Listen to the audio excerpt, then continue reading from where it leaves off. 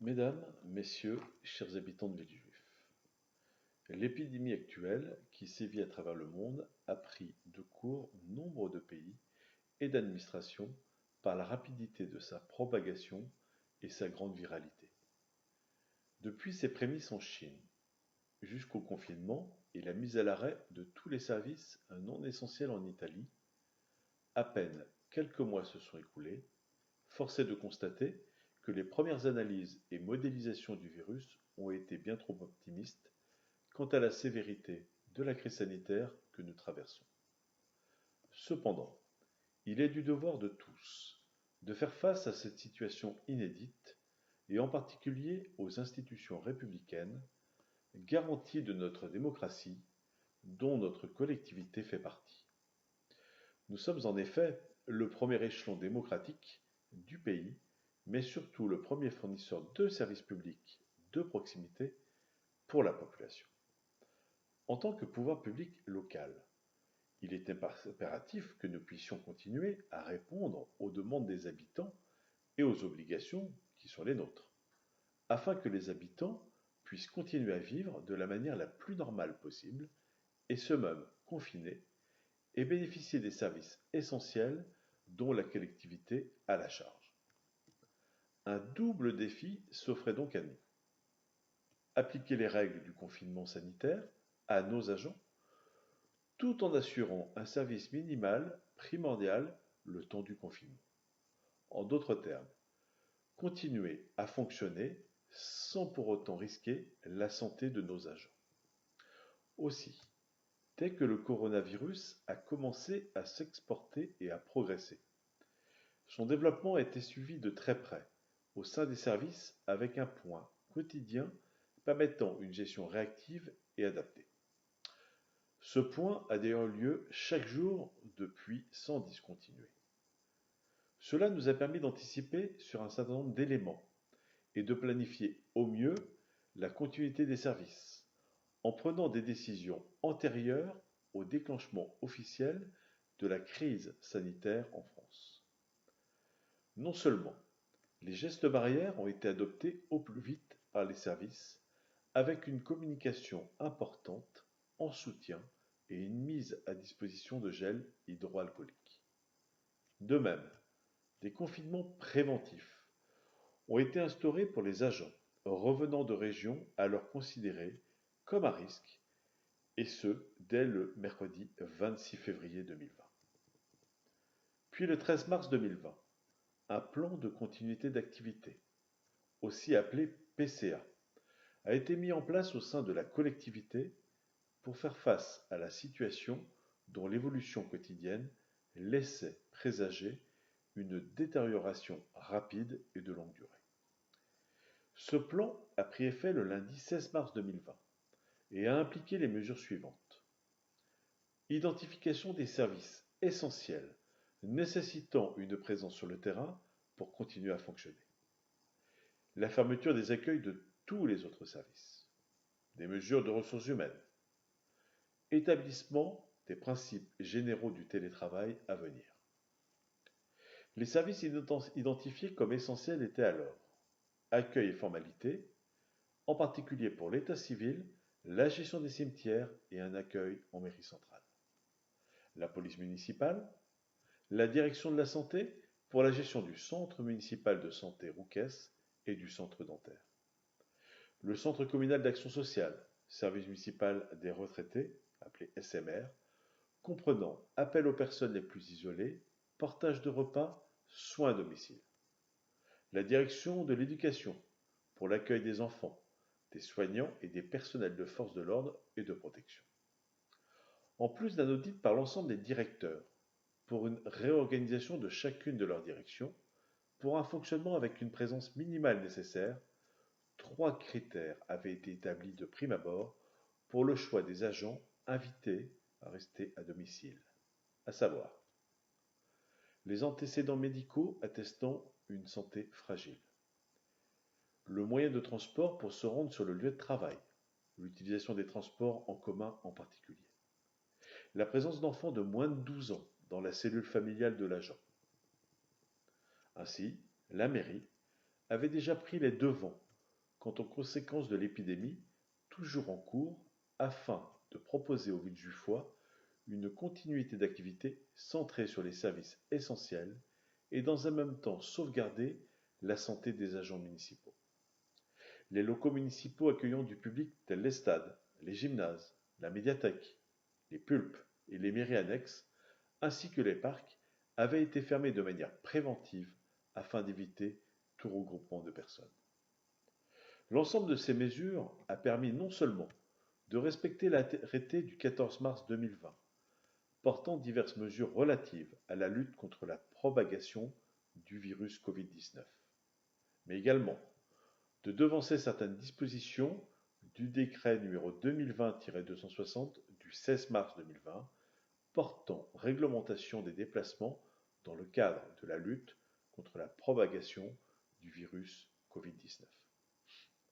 Avec le confinement annoncé par le président de la République lors de son allocution du 16 mars au soir, les agents qui travaillaient encore en présentiel, alors que leur mission ne l'imposait pas, ont été à leur tour invités de passer en télétravail. Ainsi, tous les services de la mairie restent opérationnels pour la grande majorité à distance et près de 90% des agents sont actuellement à domicile. À ce jour, 173 agents exercent des missions indispensables qui ne peuvent que s'exercer en présentiel et ne peuvent donc que se réaliser sur le terrain, soit 12% de la totalité des agents municipaux. La présence d'agents concerne essentiellement la direction de l'éducation, les services techniques et la direction de la santé. Afin de continuer sur le sujet des ressources humaines, dès le PCA établi, la direction informatique a été chargée de faciliter au maximum le télétravail pour tous, en formant aux outils de travail à distance, mais surtout en mettant à disposition des ordinateurs et tablettes portables pour ceux qui n'en auraient pas chez eux. La décision a été prise de permettre aux contractuels et vacataires en poste à toucher la totalité de leur salaire via le déploiement de l'usage de l'autorisation spéciale d'absence, ce qu'on appelle l'ASA. Le gouvernement s'est exprimé sur la possibilité pour les collectivités de distribuer une prime allant jusqu'à 1 000 € pour les agents actuellement mobilisés. J'ai demandé à la direction des ressources humaines d'étudier la faisabilité de cette mesure à Villejuif. Je ne manquerai pas d'en informer le conseil municipal de ce qui pourra être fait et je ne doute pas qu'il s'associera à cette demande. Suite à l'ordonnance numéro 2020-430 du 15 avril 2020, relative à la prise de jours de réduction du temps de travail ou de congés dans la fonction publique de l'État et la fonction publique territoriale au titre de la période d'urgence sanitaire, mais surtout à des fins d'égalité, il sera demandé aux agents en télétravail et ceux confinés à domicile, sans activité actuellement, d'utiliser 5 jours de congé pendant le confinement.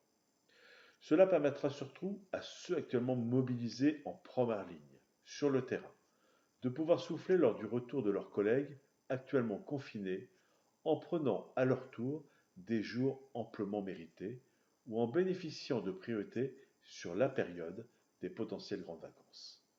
Les instances représentatives du personnel seront bien évidemment consultées à ce sujet. Pour finir sur le point le plus important du volet des ressources humaines, à savoir la protection de la santé des agents. Je vous informe que nous avons mis un fonctionnement de rotation par équipe pour les agents présents sur le terrain. Ces équipes ne se croisent jamais physiquement pour endiguer tout risque de contamination en chaîne. La mise en place de ces équipes tournantes permet également d'offrir chaque semaine des jours supplémentaires de repos aux équipes mobilisées. Afin de maintenir un contact constant entre collègues, important pour le moral de tous, il a été demandé aux responsables de prendre des nouvelles de tous leurs collaborateurs et d'instituer des conférences téléphoniques régulières. En complément, une cellule d'appui psychologique a été mise en place dans une situation compliquée et stressante pour tous faire face à un adversaire invisible et implacable. Depuis l'instauration du confinement, la municipalité est en contact étroit et permanent avec la cellule de crise Covid de la préfecture du Val-de-Marne. Cela lui a permis de continuer à mettre en œuvre et à préciser son PCA au fil des décisions gouvernementales quotidiennes en matière de gestion publique locale. Chaque matin, un rapport de gestion de la situation sur la commune est envoyé à la cellule Covid. Ce rapport comprend diverses informations, telles les effectifs accueillis dans les écoles, la mise à jour des chiffres de l'évolution de l'état civil de la commune et toute information importante, évaluation des besoins et demandes potentielles d'aide accrue de la part de la préfecture si nécessaire. La loi numéro 2020-290 du 23 mars 2020 d'urgence et les décrets numéro 2020-352 du 27 mars 2020, numéro 2020-384 du 1er avril 2020, ont précisé de manière exhaustive le fonctionnement des services essentiels devant se maintenir en présentiel. Pour l'état civil, avec la mise en place d'une astreinte joignable en continu pour la gestion des inhumations urgentes, certificat de décès et ouverture des cimetières.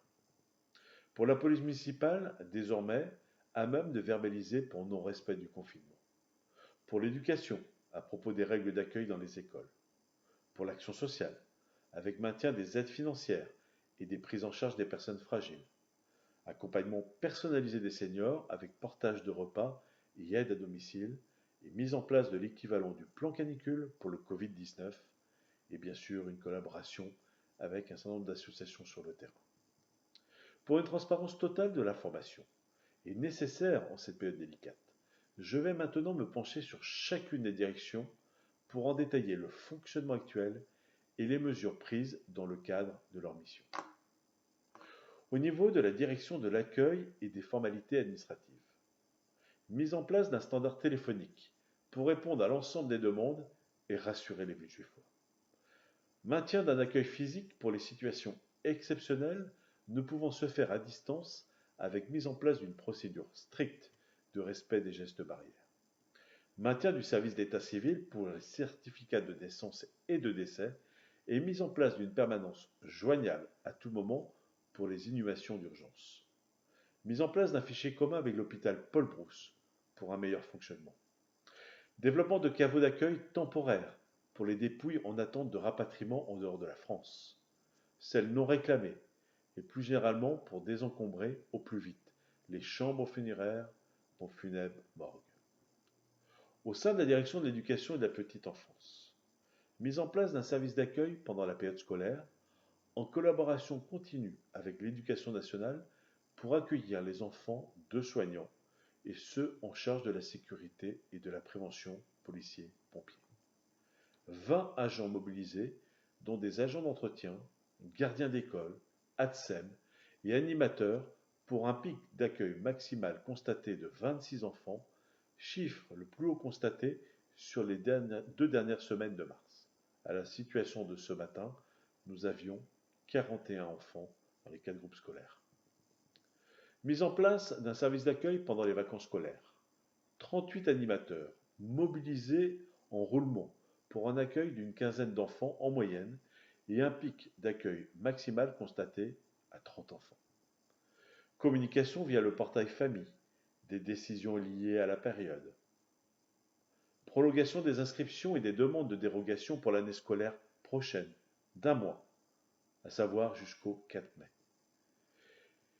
Fermeture des crèches et redirection des jeunes enfants sur les crèches hospitalières de Guiraud et Paul Brousse sur les berceaux de la ville. Cela représente que 3 enfants. Lancement des actions préparatoires nécessaires pour une prochaine possible réouverture des écoles, dont la désinfection des écoles actuellement fermées. D'ailleurs, nous procédons à la même opération dans les crèches municipales. Au niveau de la direction de la sécurité, de la médiation et de la prévention. Maintien de l'activité habituelle, à savoir patrouille, gestion des demandes et vidéoprotection. Prévention et intervention sur le terrain avec une pédagogie renforcée pour que le respect du confinement soit bien intégré par tous. Suspension du stationnement payant, le temps du confinement, avec comme dédommagement pour les abonnés mensuels la gratuité de l'abonnement à la fin du confinement sur une durée égale au confinement total. Sécurisation et vérification des règles et gestes barrières lors du marché du samedi matin. Au niveau de la direction de la santé, maintien de l'activité du centre municipal de santé Rouquès sur rendez-vous, avec un étage entier dédié au cas Covid, et mise en place d'un processus de tri à l'entrée pour éviter toute interaction menant à des possibles propagations en son sein. À titre d'information et à la situation de vendredi dernier, 675 prises en charge depuis le 17 mars, dont 122 prises en charge dans le circuit Covid et 9 évacuées par le SAMU vers un hôpital. Nous avons mis aussi en place une téléconsultation par un médecin, et cela représente depuis le 17 mars 113 téléconsultations. Prise de contact permanente avec l'EHPAD, nos maisons de retraite, Arpavi, Cogénie Club, les résidences seniors, le SAMI, les maisons de santé, les médecins et infirmiers libéraux villejuifois, les hôpitaux et pharmacies, et évaluation de leurs besoins pour un apport d'aide selon les moyens disponibles. Prise de contact avec les laboratoires de la ville et les hôpitaux pour échanger sur un potentiel dispositif de dépistage de tests. Mise à disposition par la région Île-de-France de 24 000 masques, à savoir 10 000 masques pour les agents de la municipalité, avec une distribution effectuée aux besoins aux 3 maisons seniors, aux infirmiers et médecins libéraux de Villejuif, aux associations, et 14 000 dans nos 14 pharmacies, à savoir 1000 par pharmacie. Et mise à disposition cette semaine par la région Île-de-France d'une 50aine de masques pour chacun des commerçants opérant sur la ville actuellement. Commande de matériel nécessaire pour le centre de santé municipal.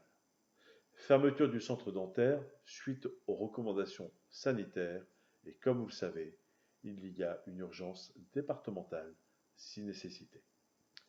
Précommande, je dirais même plus, commande auprès de l'EPT du territoire, l'EPT 12, de 55 000 masques en tissu de catégorie 2 à destination de la population afin d'être prêts dans le plan de déconfinement. Ces 55 000 masques ont été commandés auprès de l'entreprise Chantorel basée sur Cachan. Au niveau du commerce et artisanat, aide municipale pour la mise en place des mesures barrières et de sécurité avec entre autres marquage au sol devant les commerces en droit d'ouvrir. Établissement et diffusion d'une liste de commerçants livrant à domicile avec mise en place d'un dispositif click and collect. Rétablissement et encadrement du marché Verlin, une fois par semaine. Marché choisi car avec la plus forte affluence et l'absence d'un centre commercial d'envergure à proximité. Une demande express a été faite et renouvelée 3 fois pour l'ouverture du deuxième marché couvert, à savoir de l'Aune.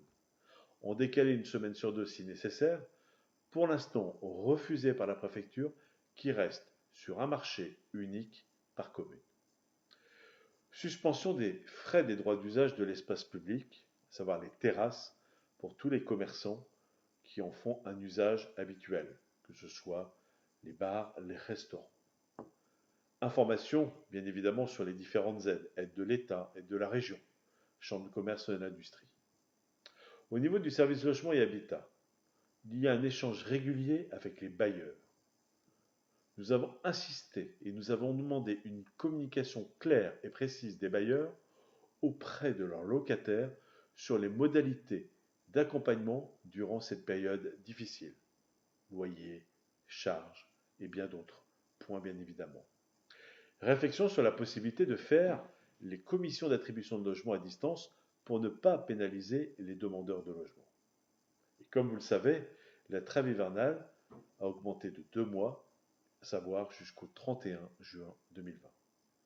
Mise en place de procédures pour éviter les impayés, les difficultés financières et d'augmenter la fragilisation des familles les plus démunies, à savoir report, étalement, apurement, saisine du Fonds de solidarité logement, FSL, activation des garanties et aides à destination des salariés. Au niveau du Centre communal d'action sociale, aide aux seniors avec portage de repas, Nous effectuons depuis le 16 mars, et nous continuons à le faire avec nos agents, la livraison de 130 repas par jour. Bien sûr, les aides à domicile. Accompagnement des personnes isolées par nos services, similaire au plan canicule, que l'on appelle le plan Covid, c'est-à-dire un appel quotidien d'une centaine de seniors inscrits, et j'invite nos seniors à s'y inscrire. Communication sur les pharmacies qui livrent à domicile. Aide aux personnes en difficulté personnalisée. Appel, prise en charge de leurs besoins, coordination avec les associations sur le terrain et le 115. Bien sûr, les aides financières maintenues et élargies.